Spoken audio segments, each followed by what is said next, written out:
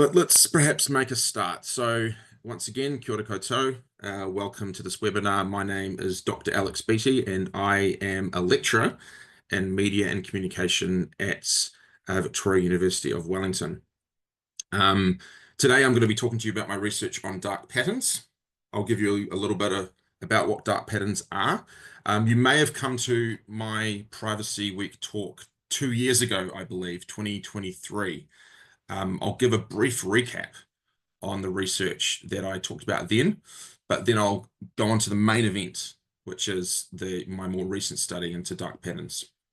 And I'll also include some definitions. That's always helpful. What is a dark pattern? I bet you've probably encountered one, but maybe you haven't heard them defined before. I'm really keen to hear from all of you what you think about this research, what questions you have, critical or otherwise. I've been told that the chat functionality isn't there to be used. Instead, please use the Q&A, which can also be accessed at the bottom of your screen. And we're going to have plenty of time for questions at the end. My preference is to give you the talk, to present to you my research, and then for us to have a comprehensive Q&A at the end, if that's okay. And then lastly, I just want to shout out the funders of this research, Internet New Zealand. Thank you. They've always been really supportive of this research, and it wouldn't have happened without them. All right. So as I said, here's a little sort of structure to this talk. I'll give you a bit of background about dark patterns, just in case you haven't heard of them before. I'll then just give a brief recap about the research that I talked about a couple of years ago. It's helpful to sort of recap it again because it really does inform this other study that I've done more recently about whether or not dark patterns work. So I will just cover that because it's really helpful context, and it's research that's about the New Zealand internet and privacy issues that are affecting New Zealanders. So it's really important context. And then I'll get to the study that I've done recently that hasn't been published. So it's pretty fresh, and I'm really interested in your feedback there. And then I'll finish with, okay, so we've got the research, we've got these findings. What do we do with them? Where to next? How can we possibly regulate this issue? And I've got some sort of ideas about that. So again, keen to hear your thoughts. But first of all, what are dark patterns? Well, it's a term that's sort of, relatively new. If 2013 is new, I guess depends on how old you are. It was coined by someone working in the industry rather than an academic like me. It was coined by someone who designs interfaces or websites, a practitioner called Harry Brignall, a British man, back in 2013. And what dark patterns are is that they are any kind of design technique that aims to trick, mislead, or deceive the internet user.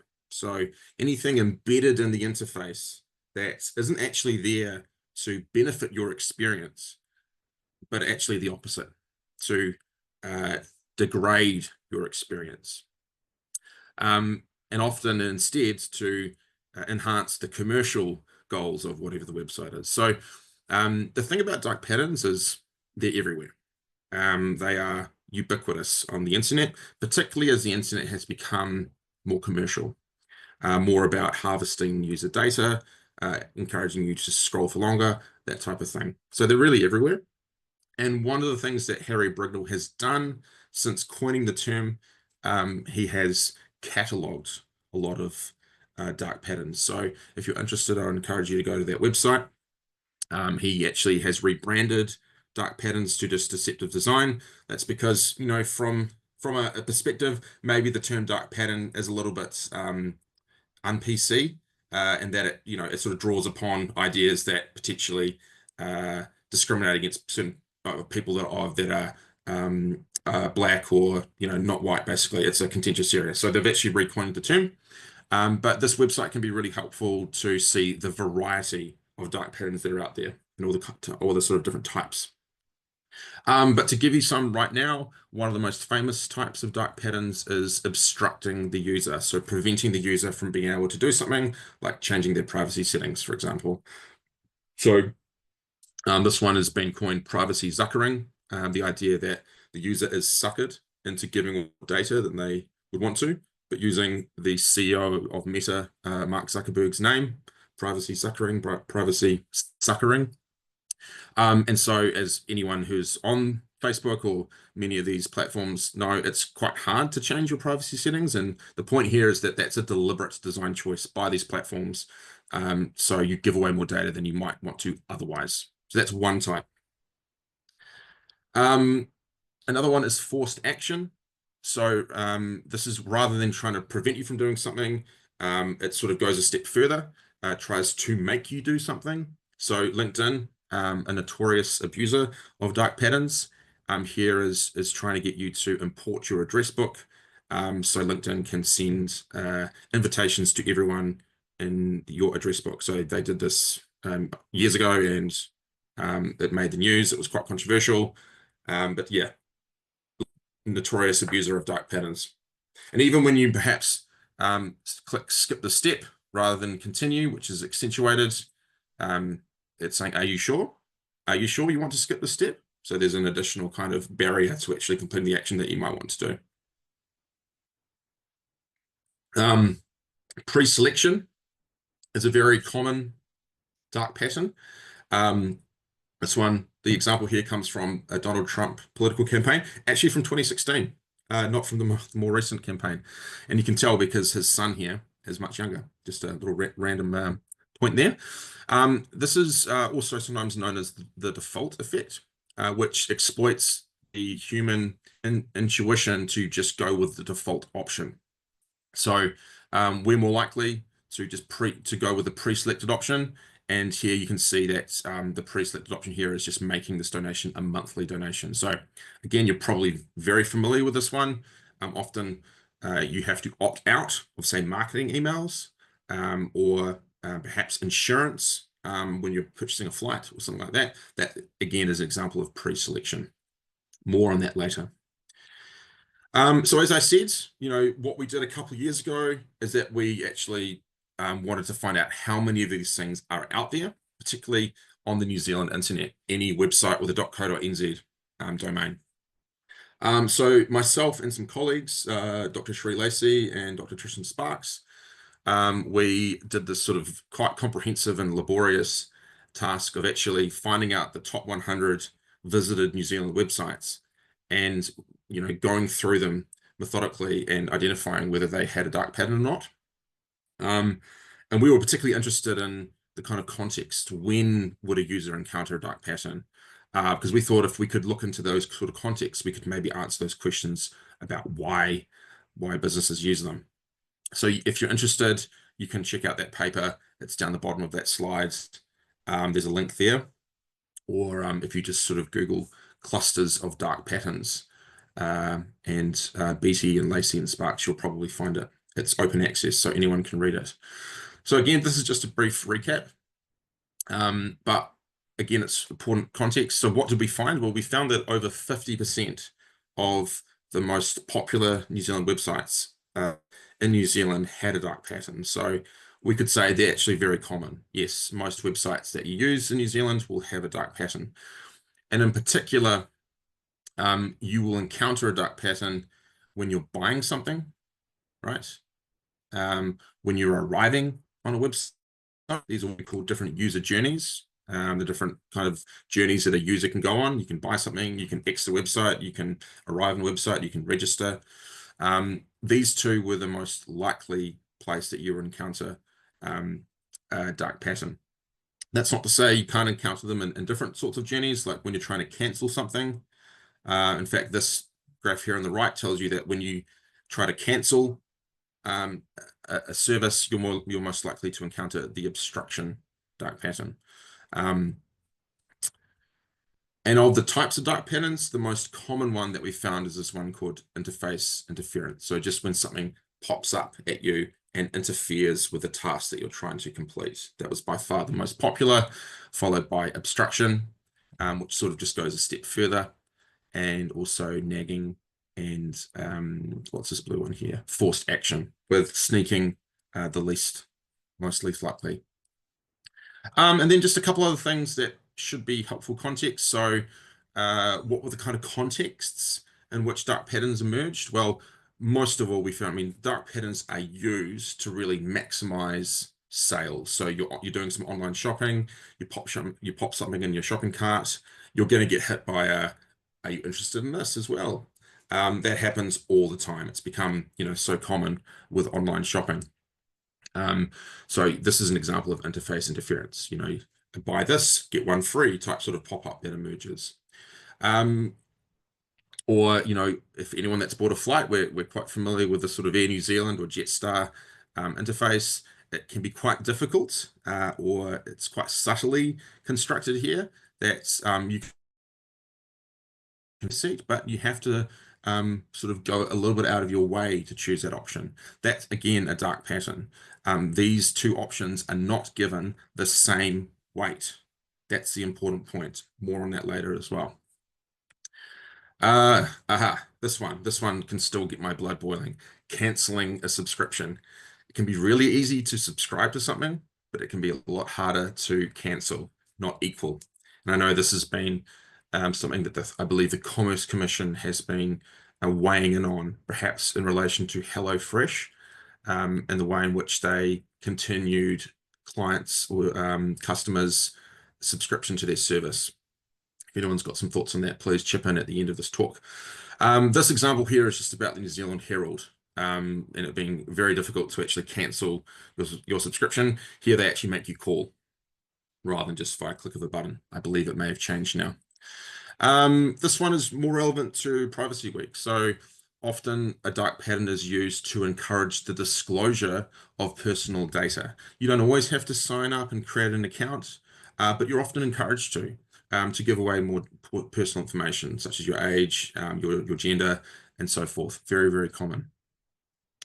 And this isn't one that we sort of thought was important to as well. If you're thinking about how difficult it is to actually talk to someone, and how often you're just directed towards a chatbot or a frequently asked questions, that's really to reduce business costs, right? The business wants to reduce the amount of times that someone from their someone that they pay to work for them has to talk to someone. So again, a dark pattern is used to reduce business costs. Another important point, we believe that maybe dark patterns aren't necessarily made in New Zealand because a lot of online content management systems are purchased, like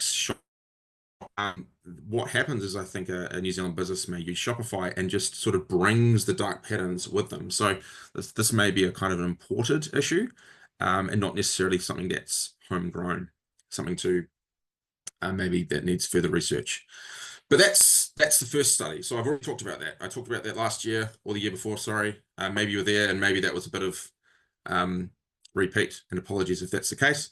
But now let's now shift to the current study, something that I haven't ever talked publicly about. So this is all new.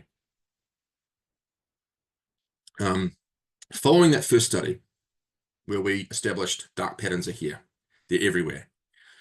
Well, we thought, well, if we want to be able to do something about dark patterns, we need to prove that they work, right? You need the evidence. You need to be able to say in a laboratory setting, a dark pattern will have this kind of impact on a user's behavior.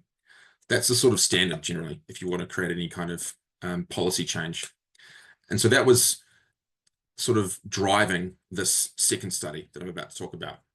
How can we prove that dark patterns work?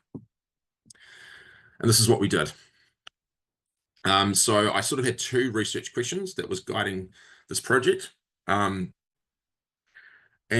what I was trying to do here was pick a couple of dark patterns that I could actually do a test on. The problem with dark patterns is that they're quite hard to replicate in a study because they generally work because you encounter so many of them and you've only got so much willpower throughout the day. So it's quite hard to actually do a laboratory setting and just pick one dark pattern and prove that it can work. So I had to be quite careful about which dark pattern I could realistically do a study on.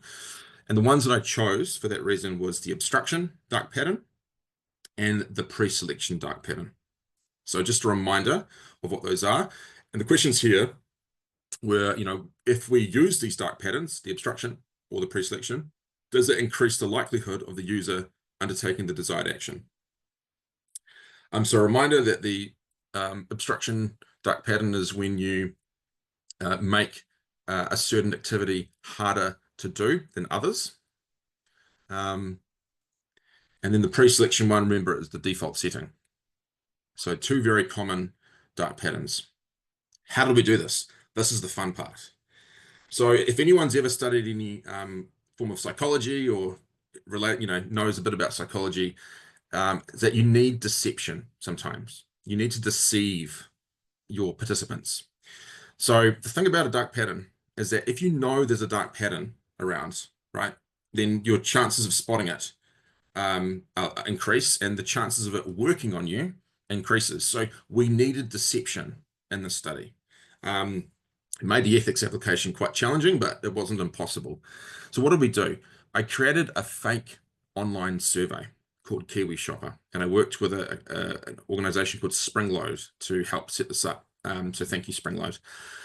And so we created this fake online survey called Kiwi Shopper, and we invited participants to visit the website and to respond to some of our questions about the sort of online shopping experience in New Zealand. And we asked questions about age, how much time people spent on online shopping, and what were their kind of feedback for the overall kind of online shopping experience. Just a couple of questions. But the real thing that we were testing were the dark patterns, and I'll get to that. And this is an image of this fake website. It was a lot of fun setting it up.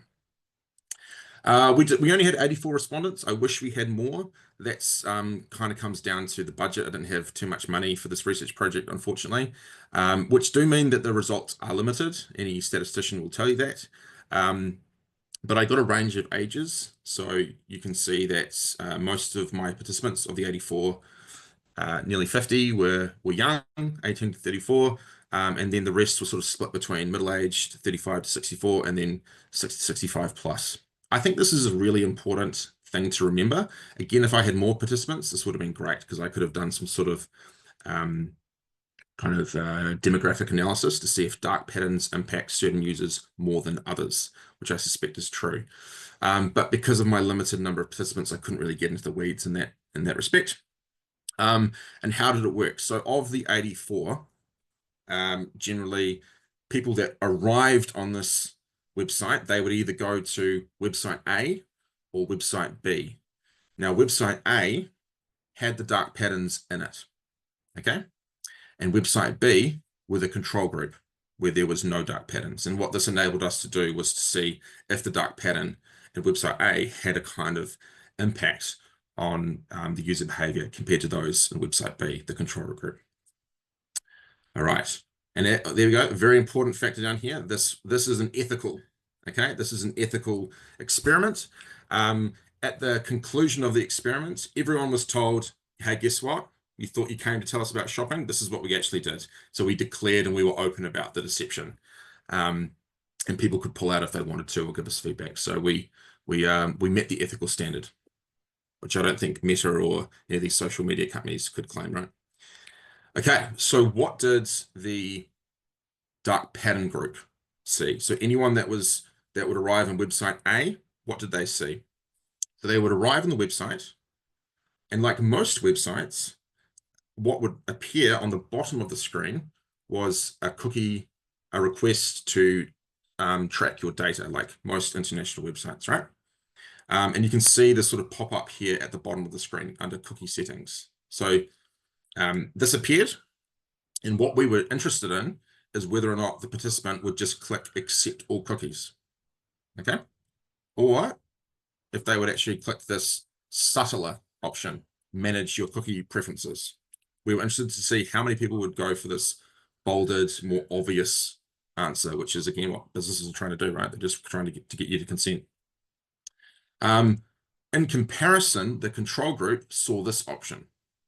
Now you can see the clear difference, right? In the dark pattern group, the two options are not given the same weight. Whereas in the control group, they are.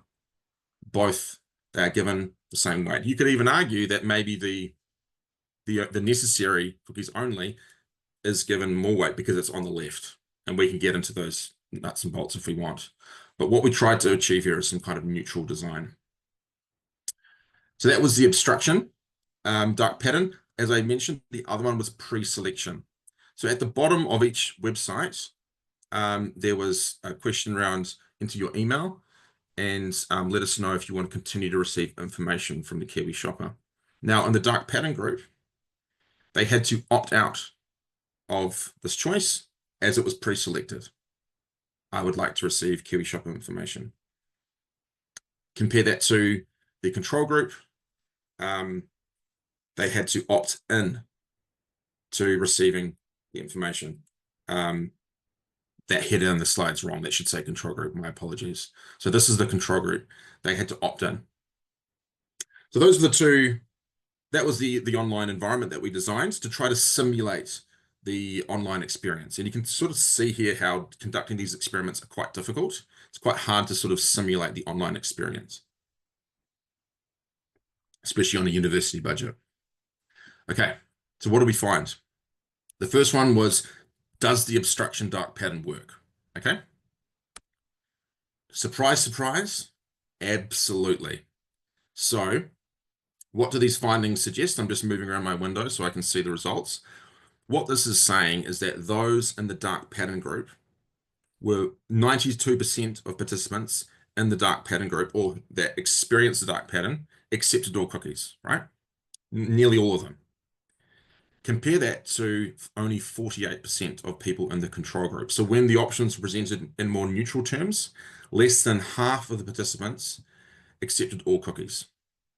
So that's quite a clear result, right? The design of the cookie consent window has an influence on the outcome, which here is a disclosure of privacy. Okay, how about number two? Does the pre-selection dark pattern increase the likelihood of a user undertaking the desired action? In other words, does it work on users? Here, again, a pretty clear result, not quite as one-sided, but still a pretty clear difference. So of those that were subjected to the dark pattern, half of them just left the tick as it was pre-selected. Compare that to only 9% in the control group. So if they had to opt in, less than 10% would opt in. So again, quite a clear difference. This is, if people are sort of thinking, this is a tricky area, right? Because what if some people actually wanted to continue to receive information from Kiwi Shopper? So this is quite a hard area to study, but I still think the findings here are quite clear. Pre-selection has an impact on user behavior. So, conclusion. This is the conclusion of the research, but I've got some wider thoughts that will sort of take us on to about half past, and then we can do some Q&A. So the first study, dark patterns are everywhere. They're very common to the New Zealand online experience, and you most likely encounter them when you arrive on a website or when you're purchasing something. They're very much wrapped up into digital commerce, and because they're mechanisms to drive sales or reduce business costs, but potentially they're imported as opposed to homegrown. And now I believe that we have empirical evidence that dark patterns work. And specifically what we did in the study is that we've proved that they undermined consent or encourage privacy disclosure behaviors, and they can influence user behavior when choice is pre-selected. You may think, yeah, no shit. We've always known that. And I agree. But to be able to actually potentially make a change at a policy level, you need the hard evidence, and that's what I hope that we've got.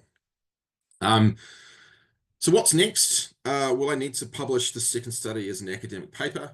I haven't done that yet because I'm juggling many balls and I'm quite busy, but I'm thinking about potentially publishing it in a law journal, which is a discipline that often thinks about consent, notice and consent.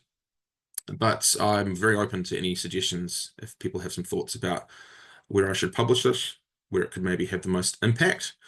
And then this sort of broader question of how do you regulate or govern dark patterns? It's a really tricky question. I talked about this a little bit last time, because it's not just an issue of privacy. It's not just an issue of, misleading trading or illegal trading, or unsolicited communications. It's a bit of both. And this is perhaps one of the reasons why we haven't seen, meaningful governance or regulation, is that it kind of fits everywhere, but it doesn't fit anywhere. And so again, if people have some thoughts about that, that would be really, really helpful.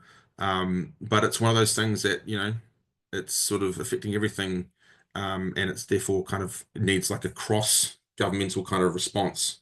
Um, In other jurisdictions like California, the focus has really been on consumer protection or consumer privacy protection. I think California specifically has some legislation that writes about dark patterns, so maybe we could look to them.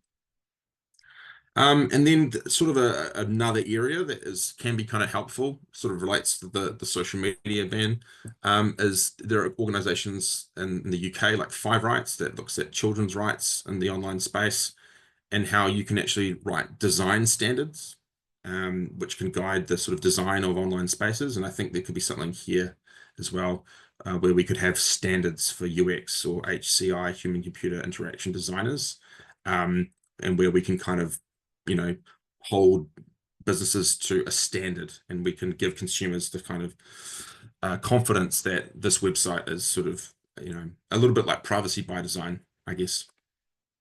Um, but to sort of problematize this, this is, I guess, what we like to do in academia. I think we have to acknowledge that sometimes we maybe want dark patterns.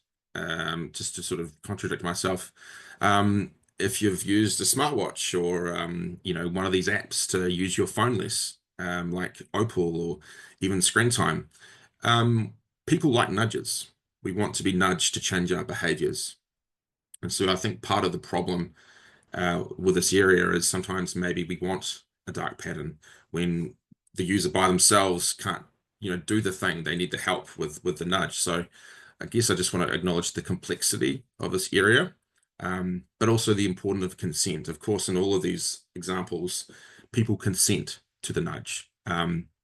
Dark patterns do not ask for your consent. They're trying to undermine your consent. And then just lastly, I think there's also kind of lessons from other technologies or, topics that can be helpful. One, something like artificial intelligence that is, top of mind and very timely, rather than um, sort of just banning the thing completely, but recognizing that it has a role. Um, Taking the sort of risk approach, I think, can be quite useful, where you acknowledge, what is an unacceptable use of a dark pattern. Perhaps online banking would be a good one here. When people's money, making financial transactions, right? A dark pattern is completely inappropriate. But say you compare that to, I don't know, an online game where there's no money involved, it's just a game. Maybe a dark pattern to kind of make the game more fun is appropriate. It's more of a minimal risk. So rather than having a black and white binary approach to the topic, um, maybe what we need to have is this sort of risk-based approach to dark patterns, acknowledging that in some instances, it's just like a bit of marketing, whereas in other instances, it's entirely inappropriate. But that's the talk. Thank you very much for coming, and looking forward to responding to some of your questions. So as I said, if you've got any questions, please put them in the Q&A. All right, so I can see some here. So we've got Matt.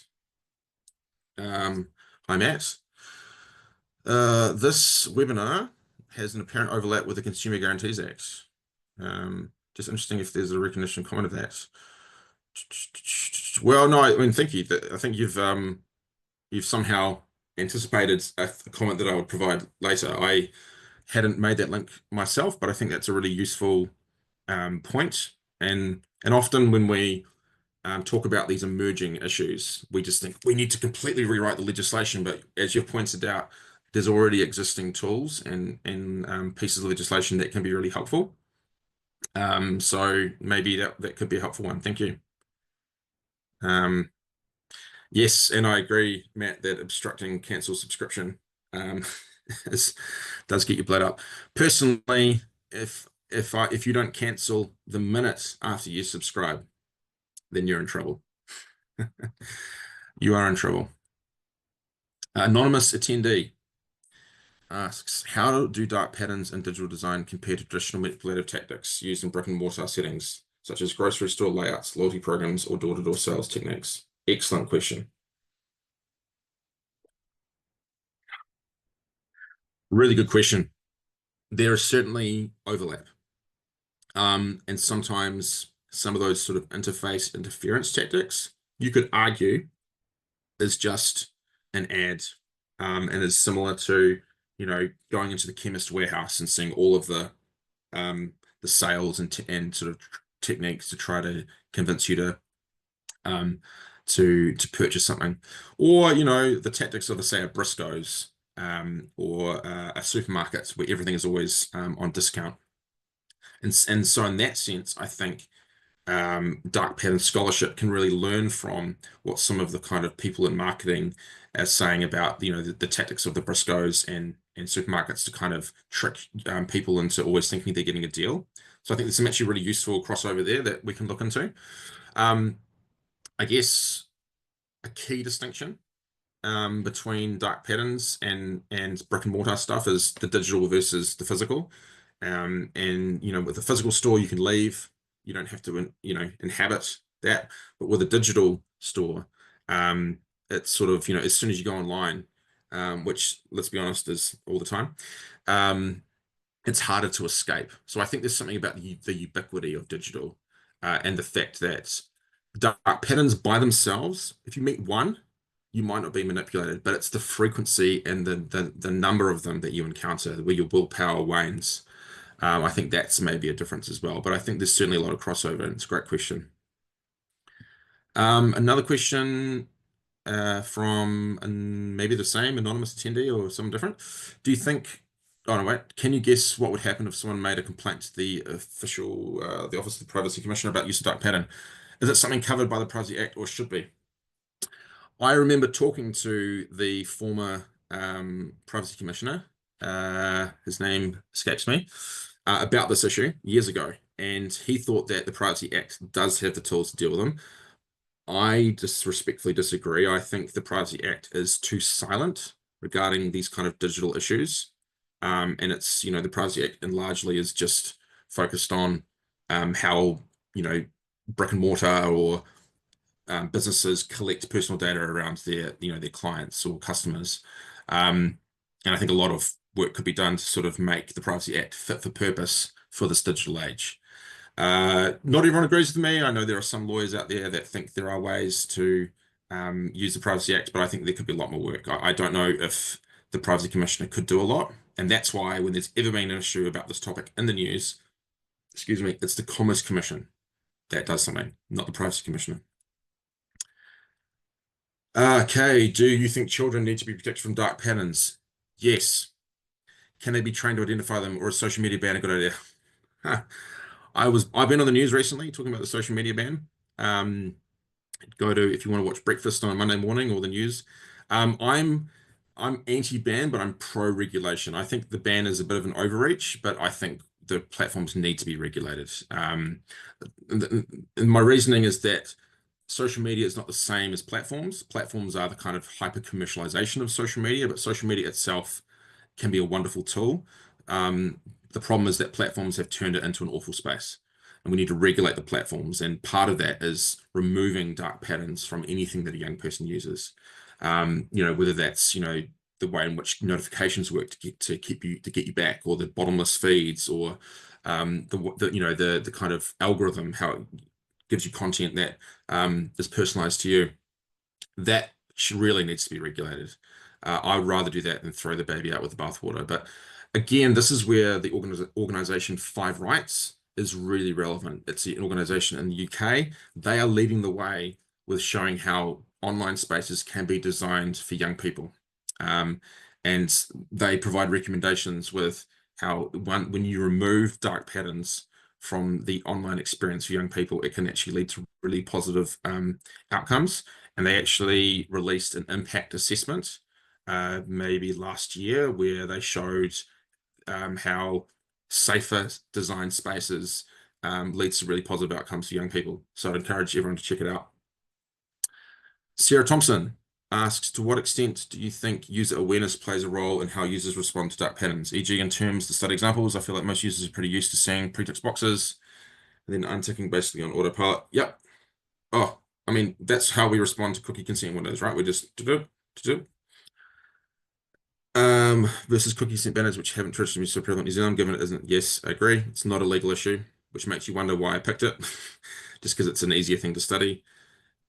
Is there any scope for qualitative study on the why of users choosing to opt out of certain things? Interesting question. I mean, short answer, yes. That's the sort of study that I love to do. I love to talk to people and understand the why, and I think that's really useful feedback. Thanks. Yeah, I think we certainly could do a lot more and to sort of go beyond yes or no type questions and understand more context. I think that would be really, really helpful. So thank you for that feedback. Thanks, Matt. Another person asks, is reporting spam to an email the same as an officially unsubscribing? Are you asking, not sure what the question's asking here. Well, no, I mean, do you mean like literally the technical practice of reporting spam? I think they're different things. You can unsubscribe to a service or to a mailing list, and then you can also report it as spam. They're usually different different actions that you can take. Alistair Priestley asks, could you offer an example of a company voluntarily changing their dark pattern use positively when they have been reported? Yes, I can. Jetstar. If you look up Commerce Commission and Jetstar, or actually even better, if you check out that paper that I wrote with Sri Lacey and Tristan Sparks, we start the paper talking about Jetstar and how they were using, it was probably pre-selection. I think you had to opt out of insurance for your flights. Don't quote me on that, but it was something like that. And they were taken to the Commerce Commission, and they changed the practice or something like that.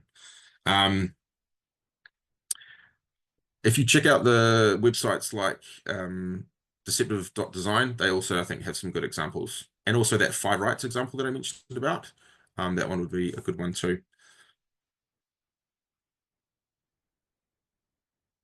Okay, questions are coming through thick and fast. Louise asks, do you think there is a need for general public education about how websites motivate users, particularly given the insights of trust bands? Absolutely. This is what I would say is part of media literacy. You know, we often talk about the ability to spot misinformation. We should, given how much time of our lives we are expected to work on a computer or use the internet to, do our jobs. I think young people need to be, trained to be able to spot dark patterns. That being said, they probably know how to spot them better than older people. So it's maybe a conversation that we can have across generations, but I certainly think it needs to be part of literacy. Lee asks, do you have any tips for keeping yourself aware? Spotting dark patterns, especially when it might impact on your private info. Should I go back and tick no on all Facebook's privacy settings? I mean, good luck. Part of the issue is, when one of these platforms updates itself, all of your settings can be just changed back to, the opposite of what you want, and that's part of the problem. But I can see someone's asked below about, is Europe leading the way? And yes, they are. So they're kind of forcing a lot of these businesses to sort of do privacy by design, or you have all your choices by default be for the private option. Do you have any tips?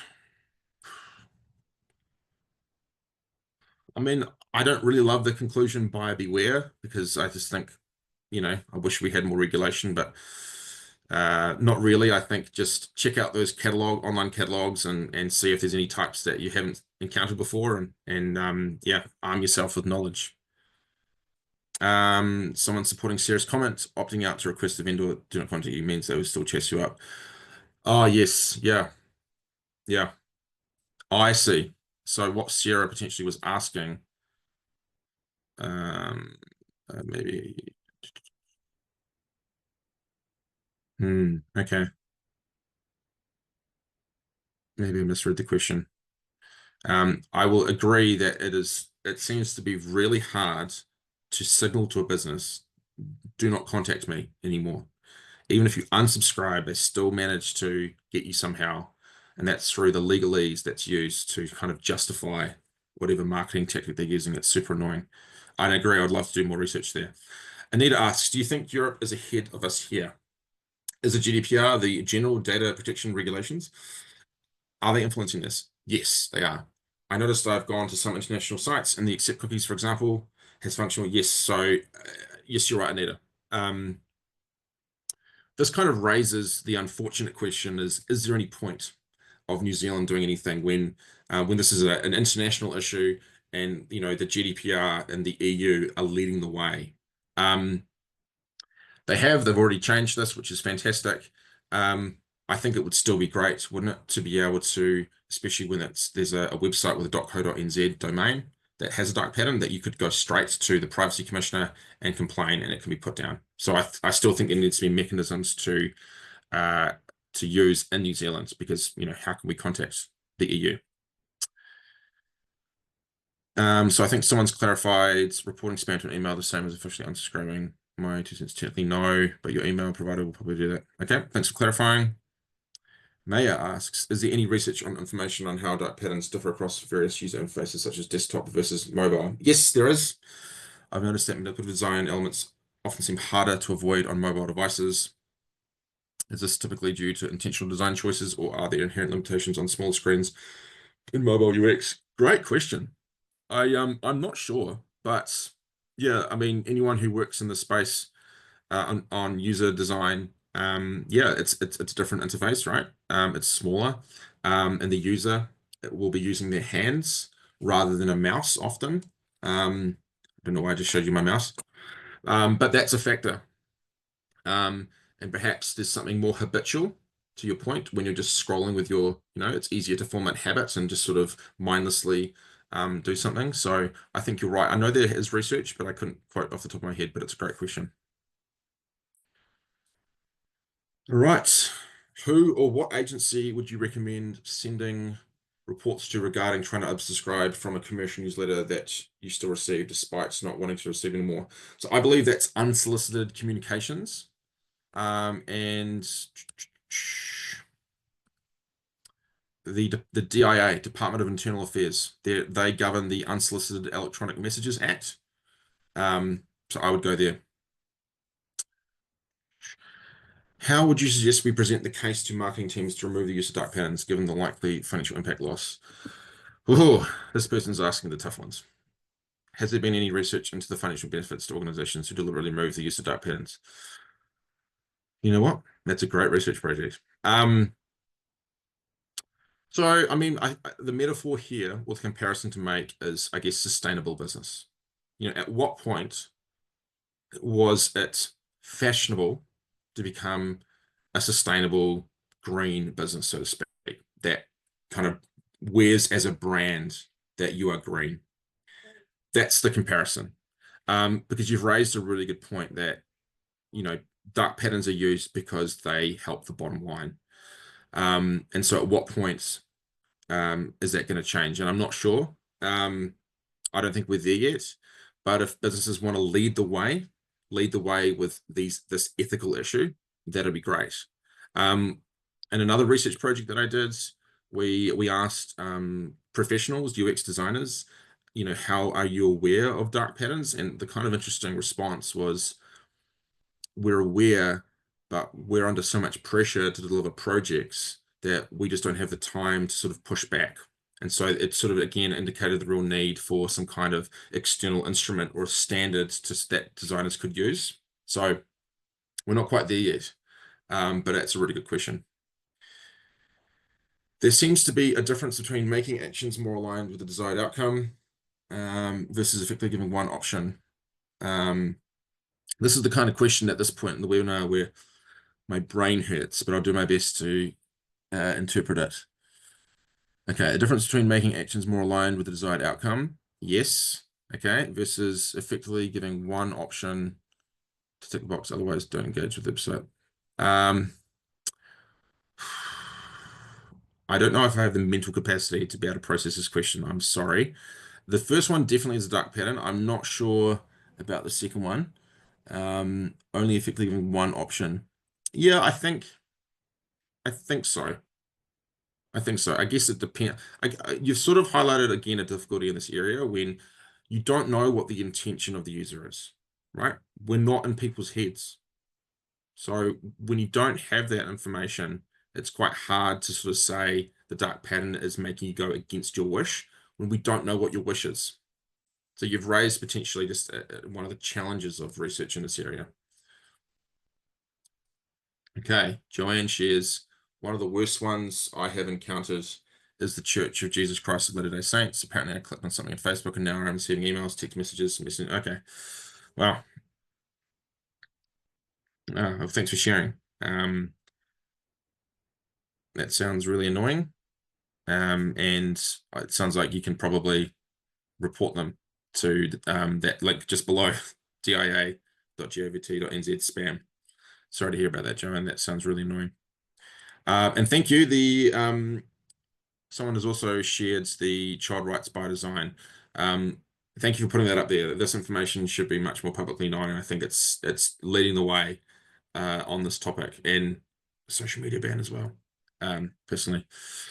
But that's at the bottom of the questions. Unless anyone's got any more, I think that's pretty much it. Okay, no, Nick. Thanks, Nick. What would you like to see in terms of enforcement of dark patterns? Well, 2 comments above you, Nick, someone's provided a link by DIA where you can report spam. Wouldn't it be great if you could report a dark pattern and then DIA could require that business to remove the dark pattern from the interface? I think something as easy as that would be fantastic. And that would, perhaps a fine to some kind of, punitory measure to disincentivize the use of this sort of everyday manipulation. I think that would be great.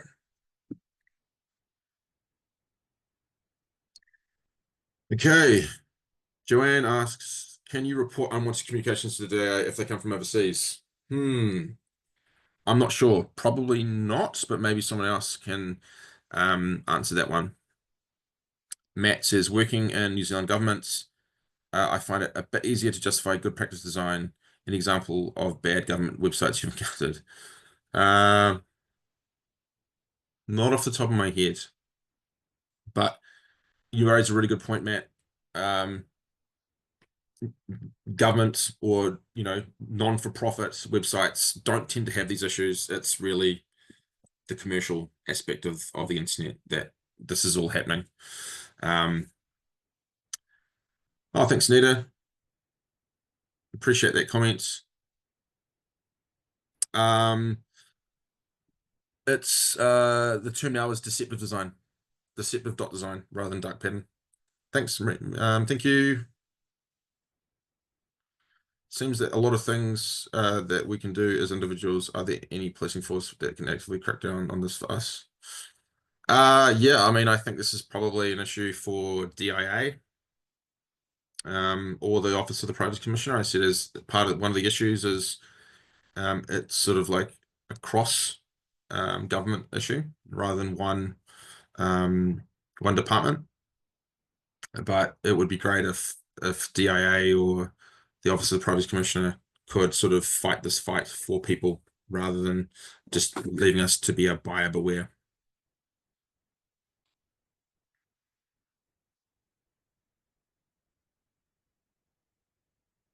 Any other questions?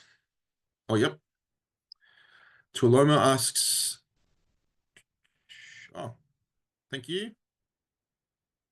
Oh, yes, it has a name. Yeah. Appreciate that. Really do. Thank you so much. Thanks, Lee. Great question. I hope everyone has a nice afternoon and you do your best to avoid dark patterns. They're everywhere. Watch out.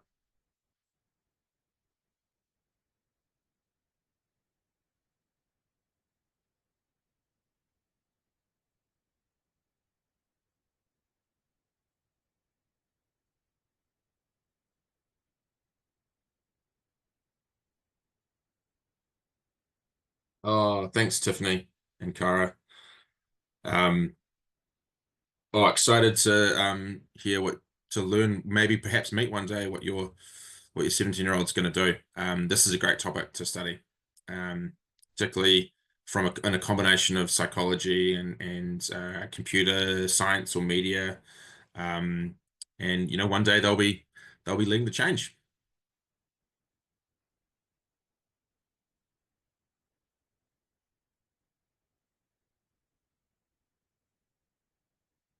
Hello, Nick. In the US and Australia, it seems that the consumer watchdogs are enforcing misleading and deceptive trade practices. Do you see this happening in New Zealand? Well, yes, this is, I think, where the Commerce Commission has made some findings. So the most recent one is, I think it was HelloFresh, um, were found to mislead their customers by forcing them to continue to subscribe. So it has happened. Um,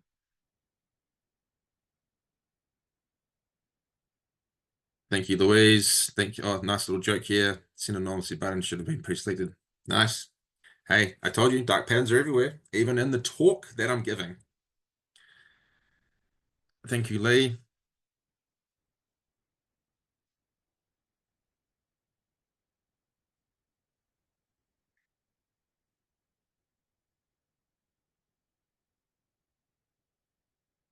Thanks, Nick. Great questions. Appreciate it. All the best.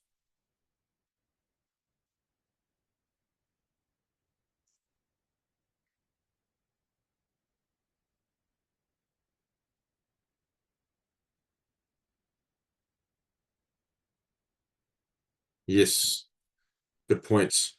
I I do know in some of the computer science courses here at Victoria University, they do talk about the design of the interface. Um, but I'm not sure if they talk about dark patterns, but I agree. This should be front and center.